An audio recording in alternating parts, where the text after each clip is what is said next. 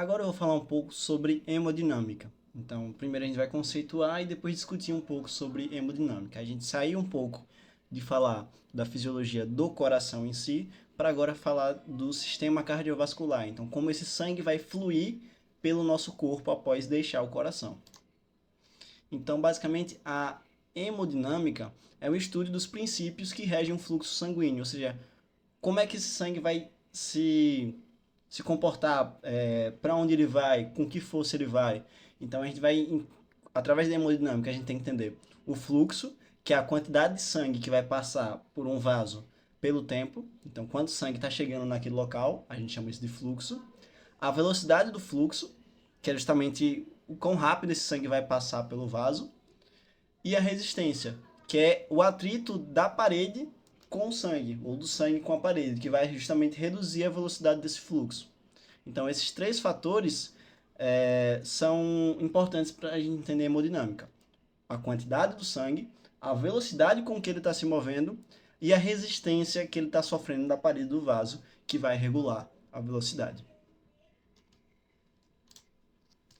Então, o fluxo ele depende de uma diferença de pressão. Eu preciso que um local ele tenha uma pressão mais alta, que aí geralmente é gerada pela bomba cardíaca, pela contração do coração, e no outro eu tenho uma pressão mais baixa. Então, para o sangue ele segue sempre o fluxo de pressão. A velocidade do fluxo é inversamente proporcional à resistência, ou seja, quanto maior a resistência, menor é essa velocidade do fluxo. Já a resistência é diretamente proporcional ao comprimento do vaso e à viscosidade do sangue, ou seja, quanto mais comprido for o vaso, maior é a resistência, e quanto mais viscoso, quanto mais denso for o sangue, também maior é essa resistência. Esses dois fatores aumentam a resistência do sangue com o vaso, e ele é inversamente proporcional ao diâmetro do vaso. Então, quanto maior for esse vaso, menor vai ser a resistência. Se eu tenho um vaso muito grande, um vaso muito dilatado, ele vai oferecer pouca resistência ao sangue. Já se eu tenho um vaso pequeno, um vaso contraído, ele vai ter muita resistência, o sangue vai ter muita dificuldade para passar por esse vaso. E entendendo essa hemodinâmica, a gente chega à pressão arterial. O que é a pressão arterial? É a força que o sangue, né, o líquido que está ali dentro dos vasos, vai exercer sobre a parede das artérias. Então, quando o sangue está passando pelas artérias, ele faz uma força no sentido do seu fluxo. E essa força é que a gente chama de pressão arterial. A nossa pressão arterial, ela precisa ser mantida sobre um controle rigoroso. Então, ela não pode estar muito alta, porque isso aí geraria danos à parede vascular, principalmente nos vasos pequenos. E também ela não pode estar muito baixa, porque se o sangue não tiver força, ele não chega nos lugares importantes do nosso corpo. Ele tem que ter força para chegar no cérebro, ele tem que ter força para chegar nos membros e por aí vai. Então, ele não pode ser nem tão alta, nem tão baixa. A fórmula da pressão arterial, então, vai envolver algumas variáveis que a gente já falou antes.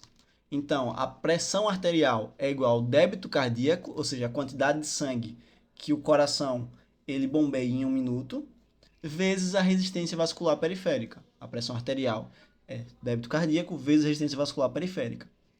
Débito cardíaco, lembra que é o volume sistólico vezes a frequência cardíaca. E resistência vascular periférica é inversamente proporcional ao diâmetro do vaso.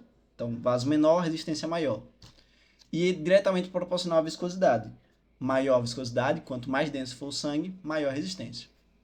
Então, para você alterar a pressão arterial, você mexe em uma dessas duas variáveis. Ou se você aumentar o débito, a pressão vai aumentar.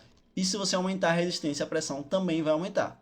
E o contrário também é verdadeiro. Você reduz o débito, reduz a pressão. Reduz a resistência, reduz a pressão. Então, esse débito, como ele está dependendo do volume, por exemplo, um paciente que tiver com pouco sangue, sei lá, o paciente teve um sangramento muito forte, ele vai ter uma redução da pressão.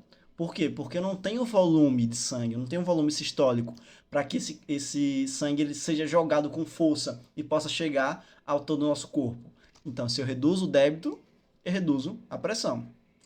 Outra coisa é a resistência. Se aquele paciente ele sofre um processo de vasodilatação muito grande, ele vai sofrer também uma redução da pressão arterial. Então, aquele paciente teve uma vasodilatação, por qualquer que seja o fator que esteja causando isso, a pressão dele vai acabar reduzindo. E o contrário também é verdadeiro. Se a resistência vascular periférica aumenta, a pressão aumenta. Por exemplo, em alguns quadros, né, de arteriosclerose, desses tipos de fatores que aumentam a resistência do vaso e por si vão aumentar a pressão arterial também, assim como o aumento do débito cardíaco. Se a frequência cardíaca aumenta, eu aumento o débito, consequentemente eu aumento a pressão. Se o volume sistólico aumenta, eu aumento o débito e aumento a pressão.